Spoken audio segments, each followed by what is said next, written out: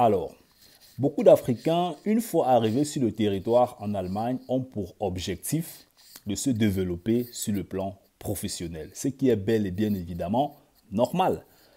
Et nous tous, nous sommes passés par là. Je dirais même que sur 1000 Africains que tu auras en Allemagne, il y a 1000 qui sont venus en Allemagne pour se développer sur le plan professionnel. Donc, faire les cours de langue, étudier et puis travailler. Ça, c'est le chemin. Le truc, en fait, c'est que quand on commence à travailler en Allemagne, je pense qu'il y a un style d'entreprise qu'il faudra, si possible, éviter. Et même si tu es déjà dans ce style d'entreprise, ce serait intéressant que tu puisses déjà voir à un moment donné comment est-ce que tu peux faire pour quitter dans ce style d'entreprise. Et dans la vidéo, je vais exactement t'expliquer je vais te donner des arguments, des pour et des contre. Et à la fin de la vidéo, tu vas me dire dans la barre de description ce que toi-même tu en penses. OK?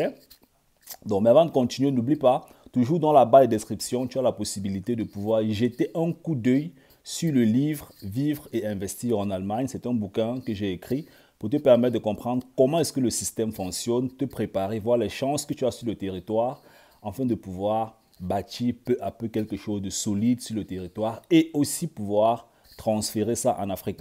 L'objectif vraiment, c'est de pouvoir exploiter le système au maximum et de faire aussi des gains que tu auras quelque chose de rentable dans le continent africain. Donc, dans la barre de description, tu as le lien qui te permet d'avoir accès au bouquin. Et la deuxième chose, toujours, dans la barre de description, tu as un formulaire. Tu peux cliquer dessus pour nous envoyer tes questions en ce qui concerne l'intégration dans le monde de la finance, des investissements, la compréhension du système en Allemagne. Si tu as des questions en Allemagne, dans un domaine, il n'y a pas de souci.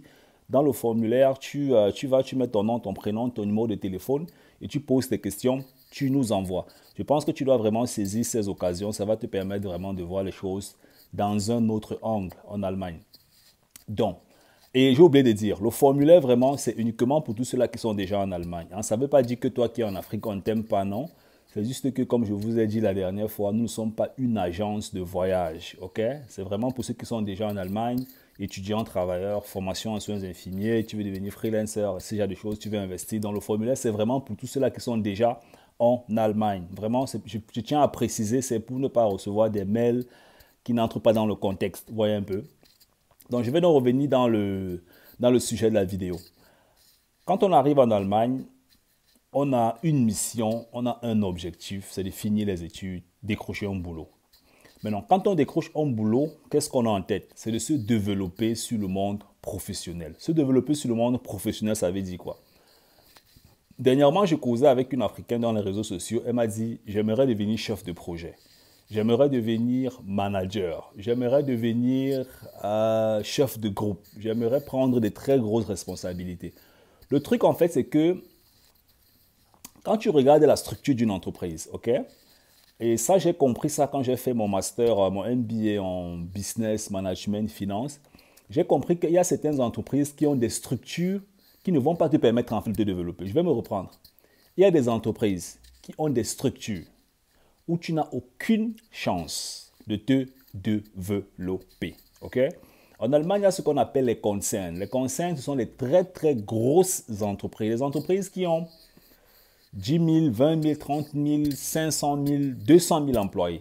Et il y a des entreprises qui ont 10, 20, 30 employés. Tu vois? Donc, maintenant, si tu veux faire carrière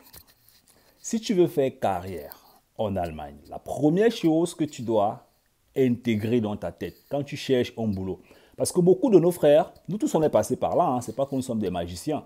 Quand on cherche un travail, on ne s'intéresse même pas souvent sur la structure de l'entreprise. Quelle est la structure de l'entreprise et quelle est la situation socio-économique de l'entreprise? Comment est-ce que l'entreprise est structurée dans l'économie en Allemagne? Beaucoup vont juste sur le site internet, regardent est-ce qu'il y a un poste qui passe par rapport à mes qualités, par rapport à mes compétences, et puis on postule. Et quand on arrive dans l'entreprise, on se rend compte que c'est une entreprise où le chef de l'entreprise, c'est lui le CEO, c'est lui qui a créé l'entreprise. Et en bas de lui, il y a au trop encore un chef de groupe et puis les travailleurs dans le secteur opératif. C'est un style d'entreprise qui est intéressant. Tu peux entrer dans ce genre d'entreprise. Ça peut être des entreprises de 10 employés, de 15, 20 employés. Tu peux entrer dessus. Tu peux entrer là, tu bosses. Mais si tu veux faire carrière, devenir chef de division, chef de groupe peut-être de 20, 30, 50 personnes, Ce que tu dois comprendre, c'est que dans ce genre d'entreprise, la structure pyramidale ou bien la structure de l'entreprise n'est pas assez... Elle est pyramidale, elle n'est pas large en fait, parce qu'il y a des entreprises qui ont plusieurs pyramides à l'intérieur. Donc, le secteur de l'électronique aura une pyramide, le secteur informatique aura une pyramide, le secteur de la construction mécanique aura une pyramide, les ressources humaines auront une pyramide, le nettoyage aura une pyramide, la comptabilité aura une pyramide, la logistique aura une pyramide. Donc, dans l'entreprise, on a plusieurs divisions et chacune de ces divisions a une pyramide. Et dans les pyramides, on a encore des petites pyramides. Donc, ça veut dire qu'à la tête de la pyramide, on aura un chef de division.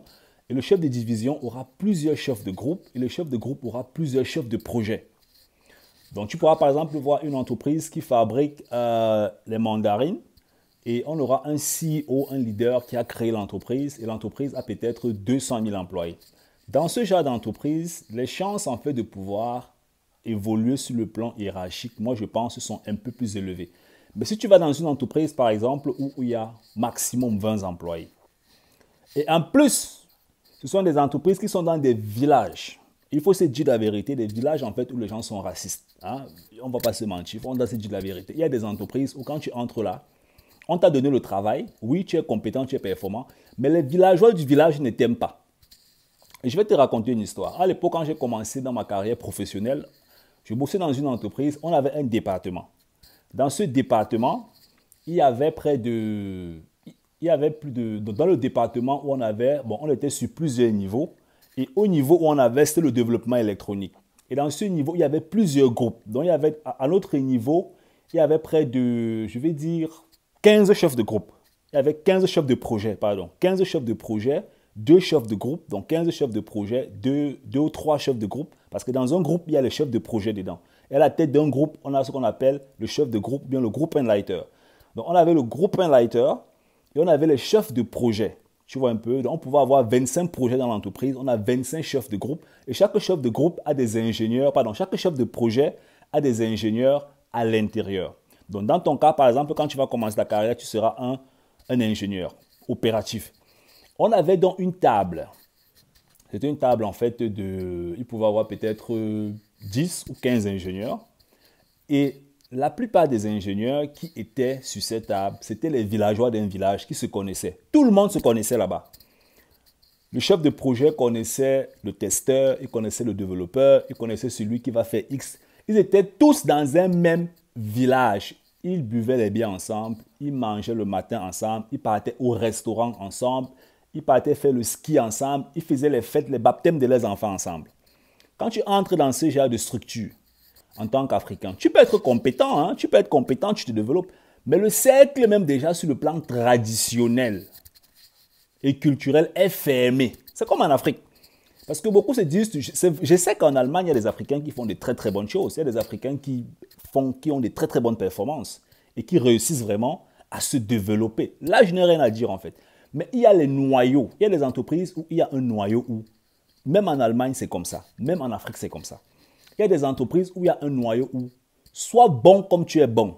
Si tu n'es pas un enfant du village, les 1.0 que tu écris à l'école, les 20 suivants, les 15 suivants, c'est pour toi et c'est pour ta grand-mère. Excuse-moi l'expression, peut-être elle est un peu exagérée, mais comme je t'ai dit, c'est pour toi et c'est pour ta grand-mère. Tout ce que tu vas chercher à faire là, tu vas rester au même niveau. Maintenant, il y a des entreprises où la culture même, il y a des départements où la culture internationale est un peu plus développée.